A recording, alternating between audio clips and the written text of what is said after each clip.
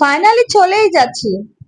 হ্যাঁ, ফাইনালি যাচ্ছি সেই কাঙ্ক্ষিত জিনিসটাকে আনতে, যা অনেক দিন ধরে আনবো আনবো ভাবছিলাম। সো চলো, সে কাঙ্ক্ষিত জিনিসটা কি আমাদের সাথে চলো, দেখতে পাবে। যেদিন থেকে ফেসবুকে ভিডিও বানানো শুরু করলাম, সেদিন থেকে খুব ইচ্ছা ছিল যে এই জিনিসটাকে আমি নিব। হ্যাঁ, এটা দেখার পর অনেকে বলতে পারেন যে এইটা এইটা দেখার জন্য, মানে নেওয়ার জন্য এত এক্সাইটেড, এত কিছু। না রে ভাই, এটার জন্য, সামান্য এটার জন্য আমি অনেক এক্সাইটেড। আজকে গিয়েছিলাম ইস্টার্ন মল্লিকাতে, একটা রিং লাইট নিলাম, আরো জিনিসপত্র নিয়েছি। ওইগুলো তো এত ইম্পর্টেন্ট না, আমার ভিডিও রিলেটেড যেটা সেটাই আপনাদের সাথে শেয়ার করছি। রিং লাইট নিয়েছি, রিং লাইটটা খুব ভালোই পড়েছে। আমার আগের স্ট্যান্ডটা আমার সঙ্গ ছেড়ে দিয়েছে।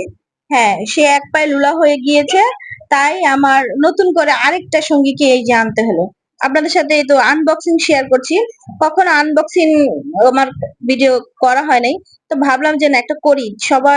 সবাই করে, অনেকেই করে দেখলাম যে আনবক্সিং।